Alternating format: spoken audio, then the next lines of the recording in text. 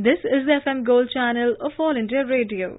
In the weekly program Money Talk, now we bring you a discussion on growth in FDI in the first quarter of the current financial year. The participants are Dr. P. Pulla Rao, economist, and Siddharth Singh, journalist.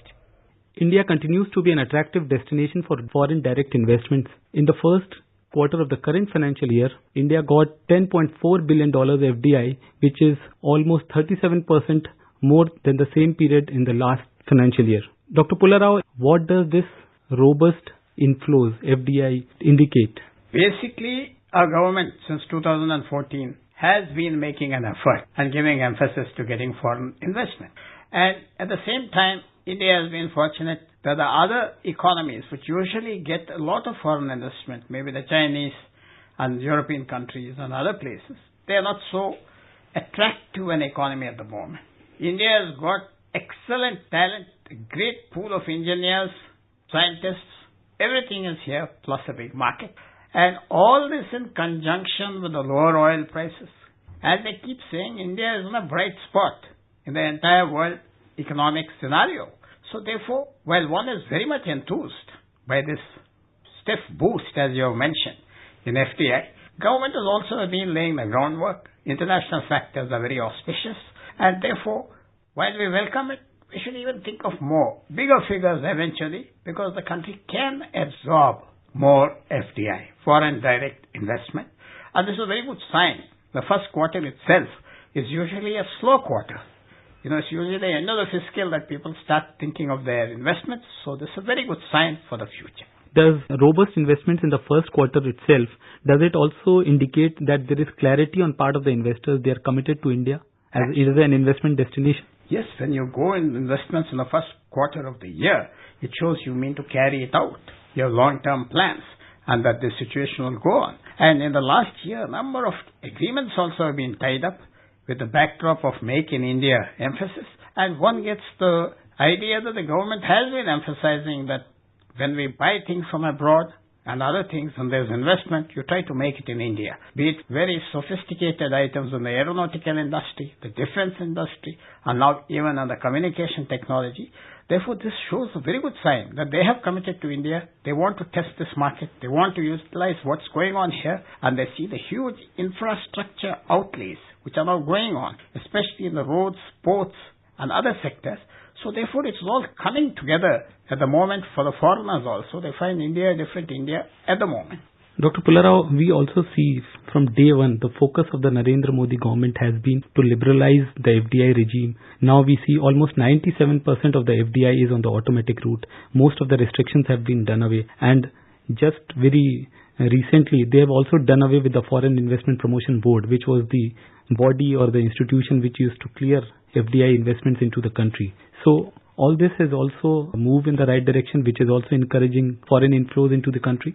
Aside from just the fact that dollars are coming in or euros are coming in, what I like is that the government has understood that there are huge spin-offs when there's foreign direct investment. If they set up a factory, they bring new management practices, new technology, new labor standards.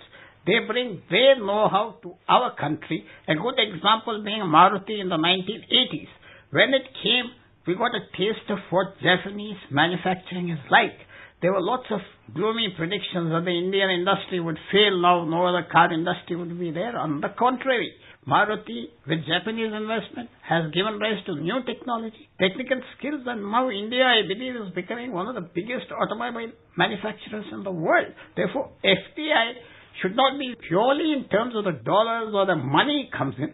They bring a lot of skills, and that money is part of the other investment needed which is raised in India. Therefore, it is a good thing that the government has focused on this. It will eventually result not only in our exports going up and import substitution, which we used to hear of a lot in the first 5-year plans, and employment. There's a good possibility for employment generation. There are sectors like services, telecom, computer hardware, software, automobiles, which have attracted the highest FDI. One of the most interesting things is Apple's items. 1.5 million Chinese workers are devoted to only making Apple products. Now, the government in the last year has taken a lot of care to invite such high-level producers. huge amount of goods for sale in India and outside and employ huge number of workers. Each factory, each manufacturing spot employs 10 to 50,000 people. So that's telecommunications for you. Making handsets here, making other equipment here. India being one of the biggest consumers of the telecom sector. And services also in all ways. We are trying not only in IT sector, we are making efforts to become a kind of regional financial center also to some extent. India becomes a more viable place. So I feel that we are getting new skills, new focus, and it is also their interest. A company like Apple today will find that it is not able to make much headway in sales in China because there are so many competitive local products.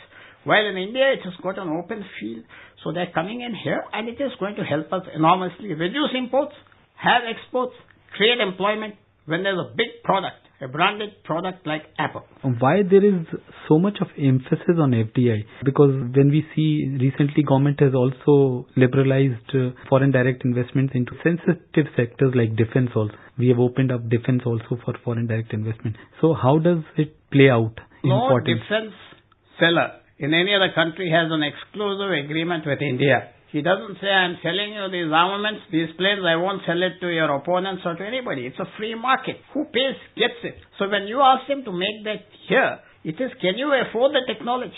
Can our neighbors for whom we have building up our armies, can they afford it? This is a money-based decision. Who can pay gets the weaponry. Who can't pay, there's no long-term loans and credits as they used to be earlier when they were a different scenario. So I believe that when you get the defense sector opened up here, rather than import 100% of foreign-built helicopters, the Sikorsky helicopters, if some of it is made in India, you give employment, plus you're starting giving skills. Technology transfer is a very important hidden aspect of FDI.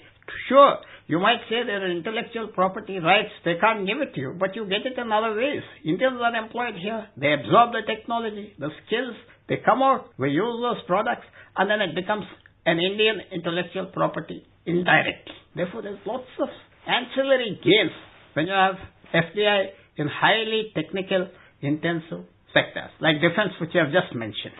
As you earlier mentioned that we are seeing a higher FDI inflow in the first quarter itself, which shows that the Indian economy is on the right track, we are doing well, continue to be one of the fastest growing economies in the world. So if I could also go back, I also see there is a heartening feature in this the data that has come in, that there is a robust increase of almost 31% of FDI coming into the manufacturing sector. So how do you view this development?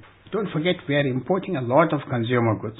We import so many things other than critical foodstuffs. So whenever you make it here, it is also in the interest of the foreign manufacturer. If he makes it here, they reduce their costs.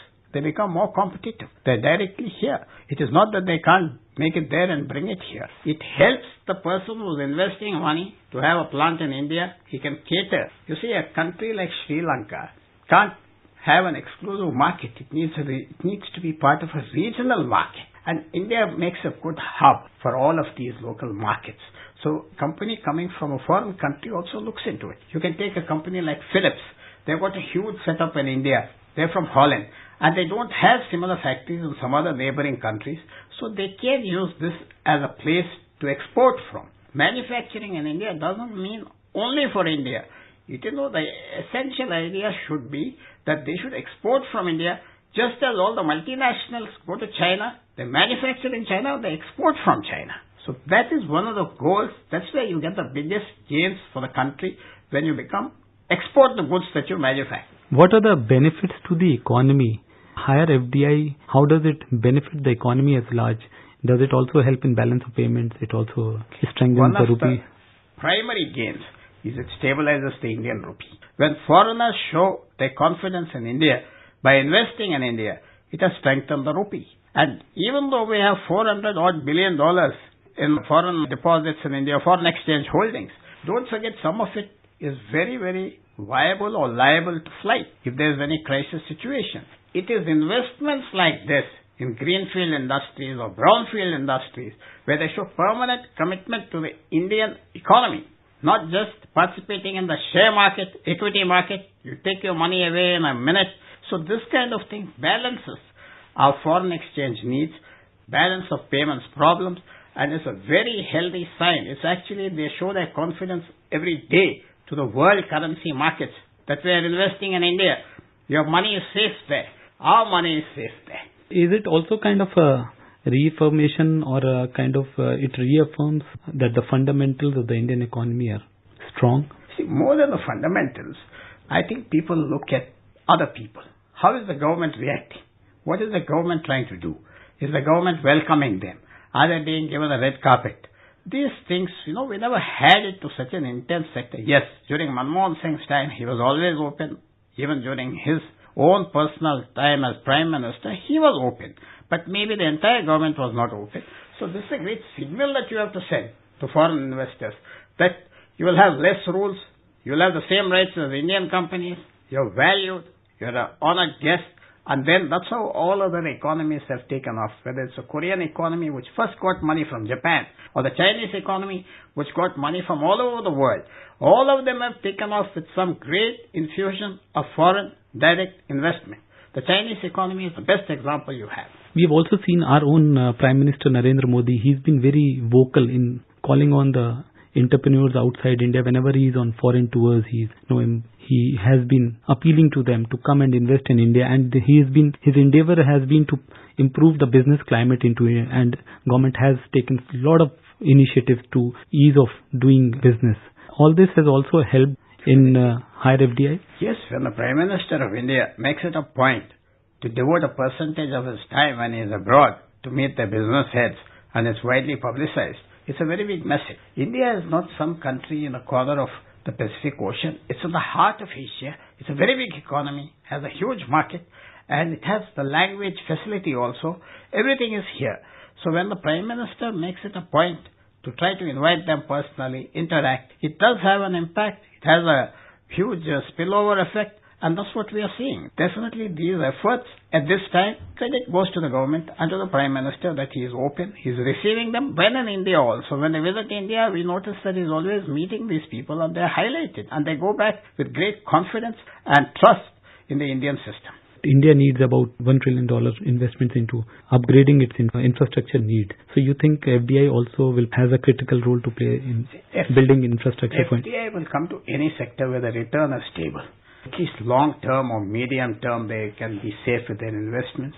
Infrastructure is offering that kind of climate now, and the government is very active inviting them into roads, ports, airports and other places. But there's also the danger we shouldn't overdo infrastructure as the Chinese have done. Invested trillions and now they had ghost airports. I don't think we have reached that situation. Government is quite cautious, and we are going at a good enough pace for infrastructure to be able to attract the funds which you have just mentioned. The highest FDI coming in from countries like Singapore, Mauritius, Netherlands, Japan. How do you see that? I think it's a very interesting sign that a country like Japan, Netherlands, Singapore, Mauritius are very industrialized, very highly charged economies. Obviously, their funds could have gone some other place earlier. Now they're coming to India because the return is better here. There's a better climate here, and policies have changed. Make in India has had some impact, and ease of doing business is the best way to judge our economy and a welcome back to foreigners. And government is making efforts to make a better role of ease of business. So I think that's one of the key factors making these highly advanced countries come to India. We hope that government continues on its path of ease, improving the business climate into the country. India continues to be a favorite destination for foreign direct investment. Thank you. You were listening to a discussion on growth in FDI in the first quarter of the current financial year. The participants were Dr. P. Pulla Rao, economist, and Siddharth Singh, journalist. This program was produced and presented by the News Services Division of All India Radio. You can also listen to this program on our website, newsonair.nic.in. You may email your opinion about this program at airnsgtalks@gmail.com.